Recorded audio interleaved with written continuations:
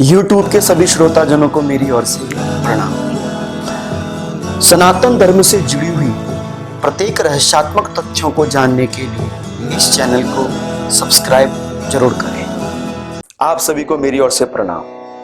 आज की इस वीडियो में हम लोग भगवान गणेश जी के ऊपर जो दुर्वा दल चढ़ाया जाता है उस दुर्वा दल से जुड़ी हुई 10 बहुमूल्य जानकारियों को समझने का प्रयास करते हैं। हम भगवान गणेश जी के ऊपर जो दुर्वा चढ़ाते हैं उस दुर्वा की विशेषता, उस दुर्वा की महिमा, चढ़ाने का तरीका, उतारने का तरीका, कितनी चढ़ाएं, कैसे चढ़ाएं, सारी की सारी जानकारियां मैं आज आपको इस वीडियो में दूंगा। तो आपको ध्यानपूर्वक पूर्ण रूप से इस वीडियो को समझने का प्रयास करना चाहिए। जो दुर्वा दल हम भगवान गणेश जी पर चढ़ाते हैं उससे जुड़ी हुई पहली जानकारी हमको यह होनी चाहिए कि दुर्वा की उत्पत्ति कैसी हुई। अगर आप दुर्वा की उत्पत्ति के विषय में अपने धर्म ग्रंथों को पढ़ोगे तो आपको सहज रूप में यह प्राप्त हो जाएगा कि भगवान के रोम से, भगवान के जो बाल हैं, केश हैं, उनसे दुर्वा दल की उत्पत्ति हुई। भविष्य पुराण में तो यहाँ तक भी कथा आती है कि जिस समय समुद्र मंथन हो रहा था तो समुद्र मंथन के समय भगवान ने मद्रांचल पर्वत को अपनी जगह पर स्थापित किया। तो समुद्र मंथन के रगड़ से भगवान विष्णु की जो केश थे वो टूट टूट कर समुद्र में गिरने लगे और उन्हीं से ही दुर्वा दल और कुशाओं की उत्पत्ति मानी जाती है। इसी प्रकार धर्म सिंधु के दर्वाहरण परिच्छेद में 10 प्रकार की दुर्वा, कुशा आदि का विवरण है और साथ ही साथ उस श्लोक में यह भी बताया गया है कि दुर्वा की उत्पत्ति कैसे हुई है। वह श्लोक प्रमाण आप लोगों के सामने है, क्योंकि मैं जो कुछ भी आपको प्रमाण देता हूं वह शास्त्र विदित प्रमाण देता हूं, क्योंकि मेरे जीवन का एक ही है लक्ष्य, न इसकी न उसकी, मात्र केवल शास्त्रों का पक्ष। जो शास्त्रों में कहा गया है वही प्रमाण मैं आप लोगों के सामने रखता हूं। तो यह भी प्रमाण मैं आप लोगों के सामने रख रहा हूं कि कुशा की उत्पत्ति धर्म सिंधु में सह प्रमाण के साथ क्या बताई गई है। कुशाह काशा यवा दुर्वा कुशीराश्च शकुन्तकाः गौदुमा व्रीहयो मोंजा दशदर्भाः सबलवजा विरंचिना सहोत्पन्न परमेष्टे निसर्गज। अर्थात कि यह 10 प्रकार की जो कुशा, दर्भ आदि 10 प्रकार के हम माने गए हैं, इन सब की उत्पत्ति बोले ब्रह्मा जी के साथ की ही मानी गई है। अर्थात ब्रह्मा की उत्पत्ति के साथ ही इन कुशाओं आदि, दुर्वा आदि की उत्पत्ति भी बताई गई है। यह धर्म सिंधु के अंतर्गत बताया गया। इस प्रकार से दुर्वा दल की, कुशाओं की, सबकी अपनी बहुत बड़ी महिमा है। लेकिन भगवान गणेश जी को दुर्वा दल अति प्रिय क्यों है, तो इसके विषय में हमारे धर्म ग्रंथों में बताया गया है और मैंने आपको कई बार श्लोक प्रमाणों के द्वारा बताया है कि जैसे भगवान शंकर जी को बिल्व पत्र, भगवान विष्णु जी को तुलसी दल आदि प्रिय है, ऐसे ही भगवान गणेश जी को जो दुर्वा है वो अति प्रिय। सब देवताओं के अपने अपने एक प्रिय पुष्प हैं, तो भगवान गणेश जी का सबसे प्रिय पुष्प उनका दुर्वा माना जाता है, दुर्वा दल माना जाता है, इसलिए भगवान गणेश जी को दुर्वा अति प्रिय है। दूसरा कारण यह बताया जाता है कि जो गणेश जी का मुख है वो गज मुख है, तो जो गज माने हाथी, और हाथी को अति प्रिय होती है घास, इसलिए भी भगवान गणेश जी को दुर्वा दल अर्पण किया जाता है। और तीसरा कारण जो भगवान गणेश जी को दुर्वा दल चढ़ाया जाता है कि दुर्वा के अंदर एक गुण होता है कि वह कोमल होती है, नम्र होती है, और यही भाव मानो भगवान गणेश जी प्रत्येक भक्त को बताना चाहते हैं कि मेरी भक्ति, मेरी उपासना आपको अहंकार से प्राप्त नहीं होगी, दंभता से, पाखंडता से, धन ऐश्वर्य के माध्यम से प्राप्त नहीं होगी। अगर मेरे को आपने प्राप्त करना है तो दुर्वा की तरह झुकना सीखो, कोमल बनना सीखो, तब आप मेरे को प्राप्त कर सकते हो। इसीलिए गुरु नानक देव जी ने भी उस दुर्वा को देखकर ये कहा था, नानक नन्हे बने रहो जैसी नन्ही दूब, सबे घास जर जाएगी और दूब खूब की खूब। सब कुछ जल जाता है लेकिन दुर्वा अपने आप में अमर रहती है, इसलिए दुर्वा भी गणेश जी के ऊपर चढ़ाई जाती है। चौथा जो दुर्वा होती है वह वंश वृद्धि का भी कारण माना जाता है। जैसे दुर्वा खिलती बढ़ती रहती है, ऐसे ही आपके घर के अंदर समृद्धियां, यश, कीर्ति बढ़ती रही, इसलिए भी भगवान गणेश जी को दुर्वा दल चढ़ाया जाता है। अब हम दुर्वा दल से जुड़ी हुई तीसरी बात को जानने का प्रयास करते हैं कि किस प्रकार की दुर्वा हमको भगवान गणेश जी पर चढ़ानी चाहिए, कैसी दुर्वा भगवान गणेश जी को चढ़ानी चाहिए। तो इसके विषय में गणेश पुराण में लिखा हुआ है, हरिताः श्वेत वर्णावा पंच त्रिपत्र संयुताः दुर्वांकुरा मया दत्ता 21 संमिताः। अर्थात इस श्लोक का अर्थ है कि भगवान गणेश जी को हरिताह, हरिताह माना होता है हरि दुर्वा या श्वेताश्चम, सफेद दुर्वा भगवान गणेश जी को अर्पण करनी चाहिए।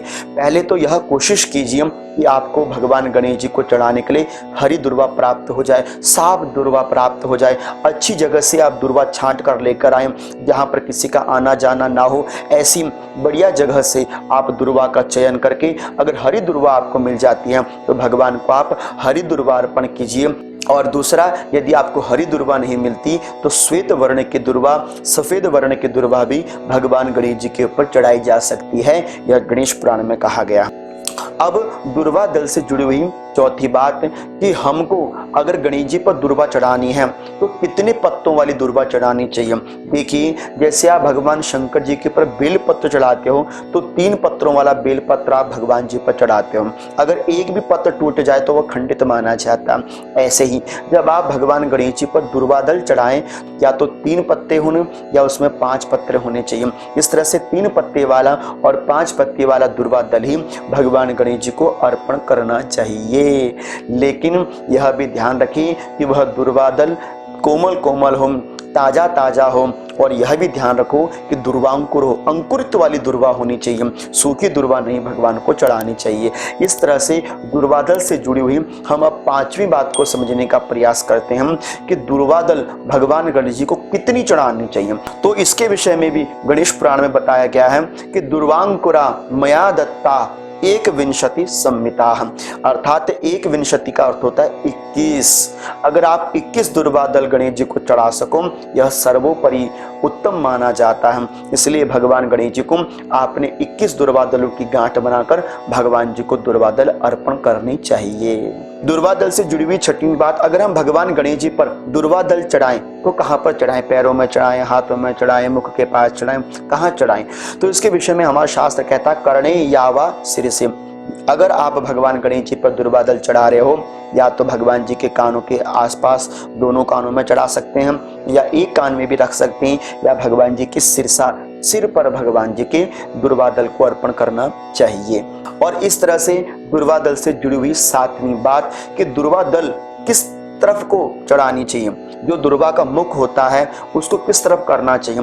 तो इसके विषय में शास्त्र कहता है कि दुर्वा स्वाभिमुखाग्र, जब दुर्वा आप भगवान गणेश जी को चढ़ाएं तो उसका जो मुख हो वो अपनी ओर होना चाहिए। दुर्वा स्वाभिमुखाग्र करके अपनी ओर मुख करके भगवान गणेश जी को दुर्वा दल अर्पण करनी चाहिए। और इसी तरह से दुर्वा दल से जुड़ी हुई 8वीं बात कि हम भगवान गणेश जी को दुर्वा अगर चढ़ाएं तो किन उंगलियों के प्रयोग के द्वारा चढ़ाएं। भगवान को पुष्प चढ़ाने का तरीका क्या है? अनामिका मध्यमा अंगुष्ठा पुष्पम संग्रह्य पूजित। जब भी आप किसी भी देवता को अगर आप पुष्प आदि चढ़ावें तो इन 3 उंगलियों के माध्यम से ही भगवान को पुष्पांजलि अर्पण करनी चाहिए। यह 3 उंगलियां मानी मृग मुद्रा के द्वारा भगवान जी को पुष्प अर्पण करने चाहिए।